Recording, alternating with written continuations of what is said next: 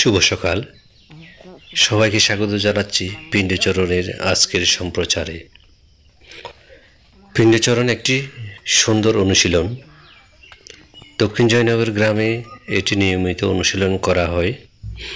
এটি একটি ঐতিহ্য যা বুদ্ধের সময়কালের বুদ্ধের মতো বৌদ্ধ ভিক্ষু এবং ভিক্ষুরা দুঃখ থেকে মুক্তি পেতে এবং অন্যদের দুঃখ কষ্ট থেকে মুক্তি পেতে সাহায্য করার জন্য আধ্যাত্মিক অনুশীলনে নিবেদিত হয়ে একটি সরল জীবনযাপন করার জন্য পরিবারকে ছেড়ে চলে যায়। যেহেতু তাদের সমস্ত সময় ধর্ম অনুশীলন এবং ভাগ করে নেওয়ার জন্য নিবেদিত, তাই তারা সাধারণ মানুষের মতো জীবিকা অর্জনের জন্য কাজ করেন না। তারা প্রধানত বুদ্ধের পথে বিশ্বাসী সাধারণ মানুষের কাছ থেকে পাওয়া দানগুলির উপর নির্ভর করে। থেরবাদ ঐতিহ্যে সাধারণত ভিক্ষুদের দ্বারা দৈনিক ভিক্ষা করা হয়।